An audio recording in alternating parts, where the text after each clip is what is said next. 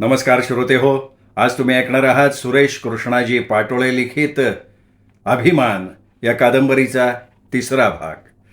श्रोते हो, कालच्या दुसऱ्या भागात आपण बघितलं की रघुनी ससूंच्या समोर रस्त्यावर गणपतीचं चित्र काढलं होतं. त्याला एका स्त्रीने पाय लावला. रघु तडफडला.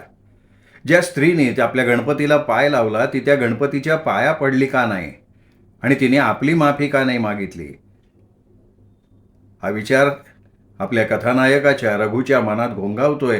त्याला सगळ्यांनी समजावून सांगण्याचा प्रयत्न केला, पण बिचारा मुलगा लहान आहे. हा ताण सहन न होऊन तो प्रचंड तापला. अंगात भरपूर ताप भरला, पण वडील दारू पिऊन पडलेले. आई बिचारी रात्रभर डोक्यावर पाण्याच्या मिठाच्या पट्ट्या टाकत बसली. ताप उतरला आणि रात्री त्याला झोप लागली. बघूयात आता तिसऱ्या भागात पुढे काय घडतंय. सकाळीच ताराबाईने घरातलं काम उरकलं. पाणी गरम करून कोमट पाण्यानं रघुचं अंग पुसून घेतलं. दात घासायला लावून काळा चहा उकळून दिला आणि बळच प्यायलाही लावला. रघुनी तो डोळे मिटून घशाखाली उतरवला. संभाजी गुळणा करून तोंडावर पाणी शिंपडून रघुच्या पैशातली बरीच चिल्लर घेऊन कधीच घरातनं बाहेर पडला होता. ताराबाईंनी पण घोडभर चहा प्यायल्यावर रघुला घेऊन शशी दादा या देवऋषाचं घर गाठलं होतं. तर तो बापडा देव्हाऱ्यापुढे बसून रडत रडत घुमायला लागलेला. तो बराच वेळ नुसते हुंदके देत आळोखे पिळोखे देत होता. रघु मारून बसवल्यासारखं ते सगळं बघत गप्प बसला होता. एक जोराचा झटका देत त्या शशीदादांनी उंच आवाजात विचारलं, आज माझी गादी दिसली वय ग तुला? शशीदादा हातात हात गुंफून मान घुमवत घुमायला लागला. नड आली तवा दिसली वय माझी गादी? आज तुला माझं ठाण लक्षात आलं वय? असं म्हणत तो ढापा टाकायला लागला. त्याचं घुमणं चालू होतं. हात जोडत ताराबाई म्हणाली, आई आहे अगं, संसाराच्या यापातून येळ नाही मिळत. मग आज कसा मिळाला तुला येळ? शशीदादा किंचाळला. तशी ताराबाई घाबरली. बाळका, मला समद दिसत. अंगाला झटके दे त्याने एक डोळा उघडत म्हटलं, तुझ्या घरात भांड्याला भांड लागतंय का नाही? हा, नड येते का नाही? हा. त्यांनी दोन्ही डोळे उघडले. रघुकडे बघत विचारलं. रघु मात्र सुकलेले तोंडानं ते बघत होता. वय आहे म्हणून तर आली ना तुझ्या दारात. मी जित्ती जागतीये. तू काळजी करू नग. तुझ्या दारात तुझ्याच रक्ता मांसाच्या नीट टाचण्या टोचून लिंबू पुरलंय. का माहिती? असं म्हणत त्यांनी मान फिरवली. तशीच मान फिरवत ताराबाई नाही आहे असं म्हणाली. तुला कसं माहिती असणार? ध्यान देऊ ऐक. त्या सवासनीला तुमच्या घरात माणसात माणूस ठेवायचा नाही. का माहिती? शशीदादाने मान उंचावत विचारलं. मला बाळकाला कसं माहिती असणार गा आहे? तुलाच किती डोळं? ताराबाई कबुली दिल्यासारखं बोलली. वय, माझ्या डोळ्याला समद दिसत. तुझ्या गावाकडची शेती एका बिल्डरला ऐकायची आहे. खरंय का नाही? त्यांनी हळूच डावा डोळा उघडून पटकन बंद केला. वय आहे? ताराबाई एकदम अवाक होत उत्तरली. त्यातला तुमचा हिस्सा तुम्ही लोकांनी मागू नये तेव्हा तुम्हाला आन करायला लावायचं. रागा वैतागाने तुम्ही तुमची शेती नड बागल एवढ्या पैशाला द्यावी. बालका, मी समद व्यवस्थित करील. घोर करू नग. हात लिंबाकडे नेलं. ते उचललं आणि ओठाजवळ नेत काहीतरी पुटपुटला. तसाच हात डोळ्याला कपाळाला लावून हात पुढे करत म्हणला, ये फळ घे. लिंबाच्या झाडाखाली पूर पुनवला. एक 4 पायाचं मार. माझ्या गादीचा मान कर.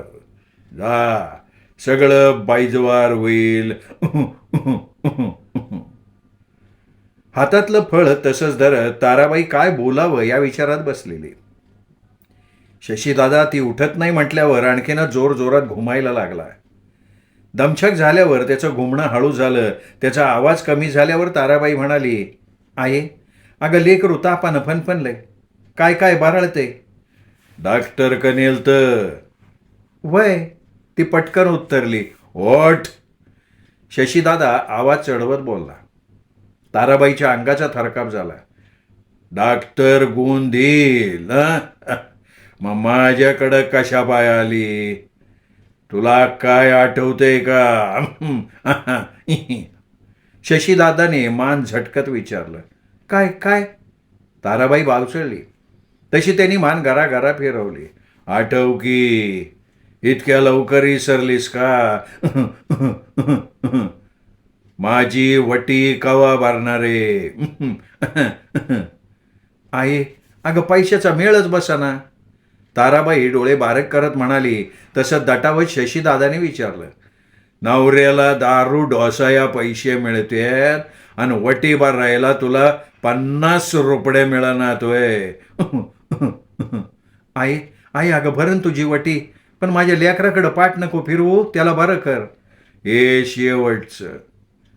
जर का तू आता विसरली तर मला कडक लक्ष्मी म्हणतात, ध्यान धर. असं म्हणत त्यांनी जवळजवळ तिला धमकावलं. मग लिंबू घेऊन त्याच्यावर हळद कुंकू ठेवलं. परत मूठ आवळत देवीच्या पायाला लावलं. एक हरकी दिली आणि तोंडात पुटपुटला आणि ते फळ तिच्या पुढे दिलं. तसं तिने पटकन पदर पुढे करून पदरात घेतलं. हे फळ पोराच्या अंगावून उतरून 4 पोळी 4 वाटला फेक आणि हे लेणं त्याला लाव. लेणं पाण्यातनं प्यायला दे. गे. असं म्हणत हळदी कुंकवाची पुडी तिच्या ओटीत टाकली. ताराबाईंनी 5 रुपये देव्हाऱ्यापुढे ठेवून डोकं टेकलं. शशीदादाने तिच्या डोक्यावर थाप मारली. मग तिने रघुला देव्हाऱ्यात डोकं टेकवायला सांगितलं. तो लांबूनच हात जोडून पाया पडला. तेव्हा ताराबाई उठली आणि देवऋषाचं घर सोडलं. ताराबाई घरात आली आणि बुचकळ्यात पडली. पुरायचं कुठलं आणि अंगावरून उतरवायचं लिंबू कुठलं हे शोधण्यात बराच वेळ घालवला. नेमकं लिंबू तिला कळत नव्हतं. म्हणून दोन्ही लिंब देवासमोर ठेवून हात जोडले आणि मनातच देवाला माफी मागून डोळे झाकून चाचपत लिंबू उचललं. सुरी घेऊन रघुजवळ आली तर त्याने अंथरूण धरलेलं कणहत पडलेला. त्याला उठवत ती म्हणाली, अरे उठ बाबा, जरा टेकून बस. नाही नको, अंगा जीवच नाही, पार गळून गेल्यागत झाले. पडल्या जागेवरनं त्याने नकार दिला. अरे उठून बसलास तर बरं वाटन, उठ बघू. असं म्हणत ताराबाईने त्याला उठवून बसवलं. मनात नसताना रघु टेकून बसला. तेव्हा ताराबाईने बरोबर डोक्याच्या मधोमध लिंबू धरलं आणि ते कापलं. त्याच्या 4 खापा केल्या. 3 वेळा लिंबू अंगावरनं खालीवर करत उतरवलं. पुटपुटत बाहेर गेली. चौकात जाऊन फोडी 4 दिशेला टाकून परत घरी आली. बाहेरच्या ड्रमातल्या पाण्याने हातपाय धुतले आणि घरात आली तर रघु तसाच टेकून कणत बसलेला. ताराबाईने ग्लासात पाणी घेतलं. त्यात अंगाऱ्याची पुडी सोडून टाकली.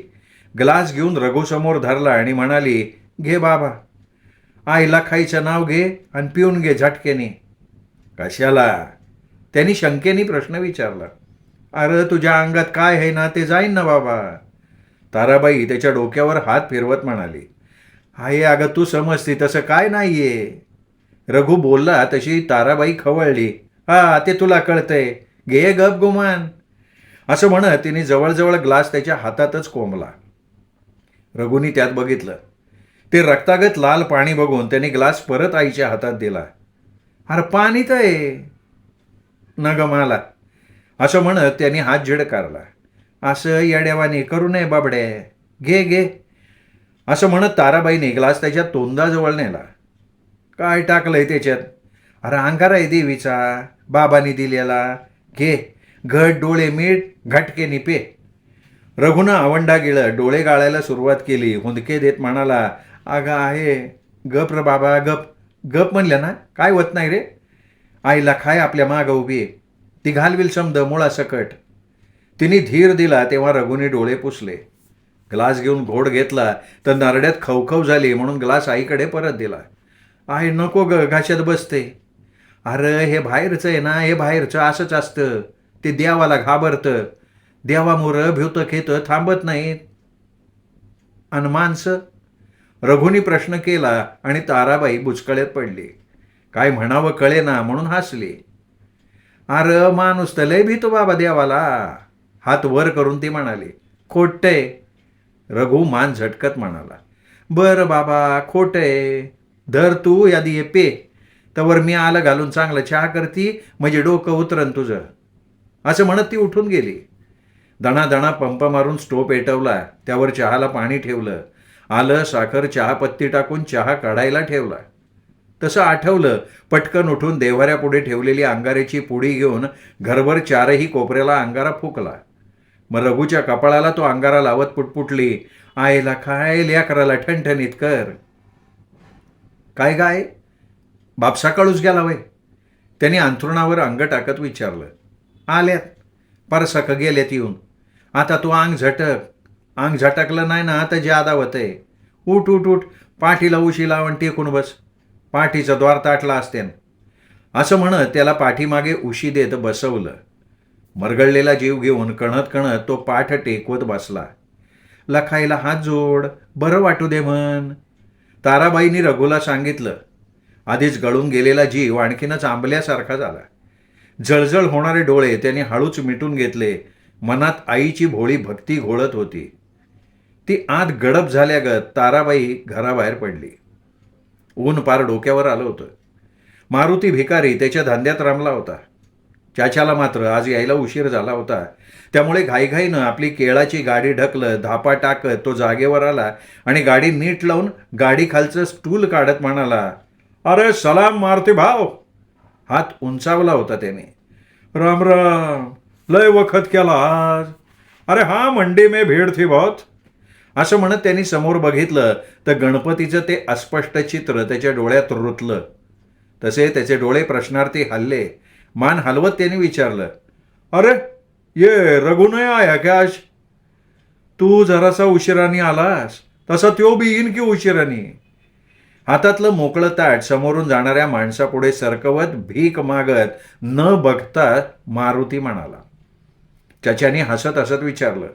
उसका बाप गाय रहेंगा ना उतारा लेने को. तसं मारुतीने तोंडाने चॅक केलं. अरे बहुतेक राते पैशाहून बाप लेकाचं झालं असेल जांगाड पांगाड. भरत फिटर मध्येच बोलला. त्याच्याकडे बघून मान डोलवत चाच्या पटल्यागत म्हणाला. मेरे को भी वहीच लागता. असं म्हणत त्याने रस्त्याच्या पलीकडे बघितलं तर एक कार येऊन थांबली. त्या कारमधनं हळूच सुप्रिया खाली उतरली. समोर बघत क्षणभर उभी राहिली. तसं ओळख पटल्यागत चाच्या जवळजवळ ओरडला.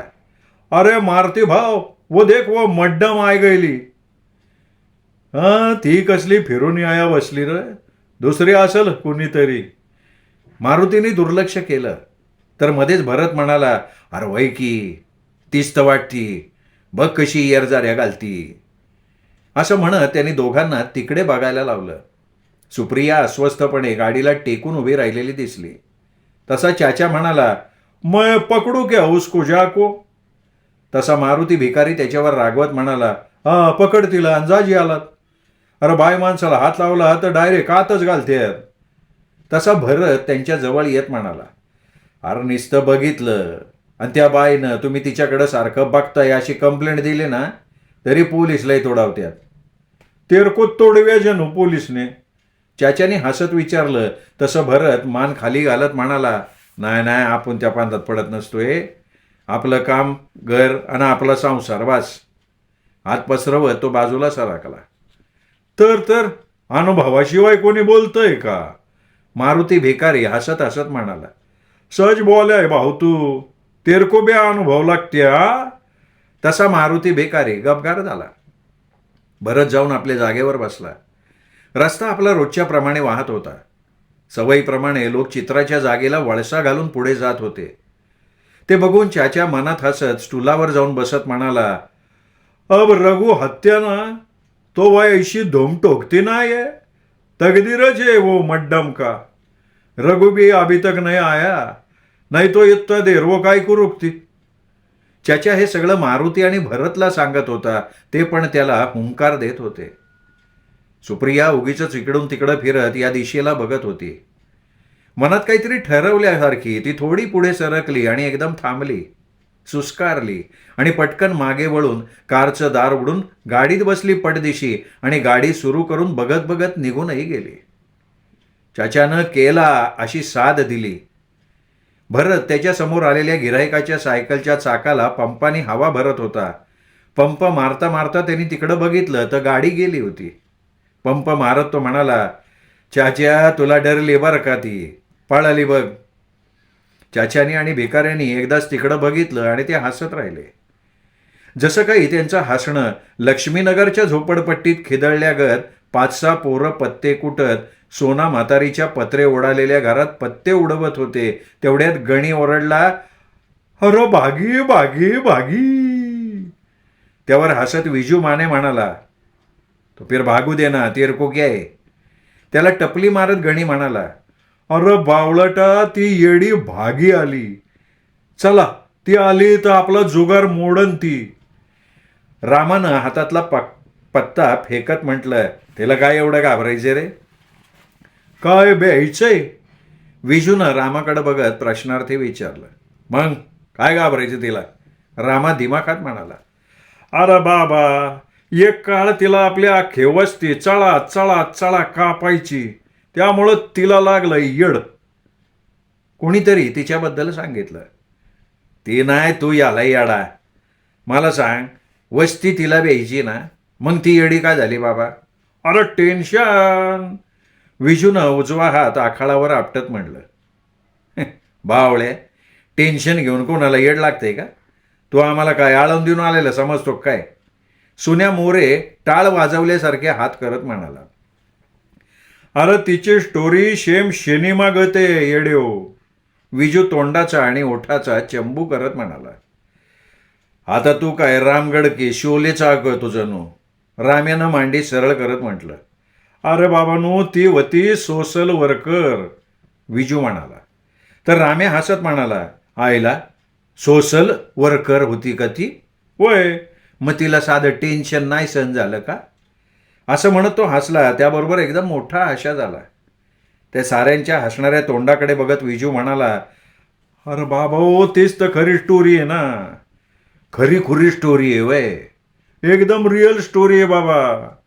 विजूनं तर्जनी आणि अंगठा एकाला एक मिळवत सांगितलं. Real story. सिनेमात कुठं असते रिअल स्टोरी. राम्याने बावळटासारखा प्रश्न विचारला होता. हा बरोबर आहे.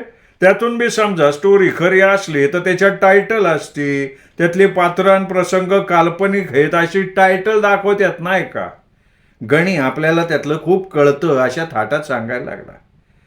आता याचं टायटल सुरू होणार आहे.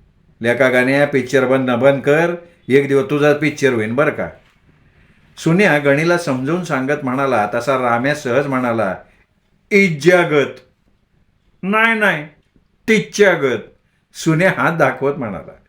तसा विजू मध्येच खवळत म्हणाला, हे तुम्ही स्टोरी ऐकणार आहे का नाही बाबानो. अरे खरंच की, आपण भागीची स्टोरी ऐकत होतो नाही का. सांग सांग, एक मिनिट हा. सुन्या मध्येच म्हणाला. आता तुझं काय मध्येच. गणीनं हात हलवत विचारलं. नाही, समजा तुझी स्टोरी चालू झाली, ती रंगात आली आणि तेवढ्यात भागी आली तर मग. सुन्यानी शंका काढली. तिला सांगू आपण जुगार नाही खेळतोय, आपण स्टोरी खेळतोय. विजूनी स्पष्टीकरण दिलं.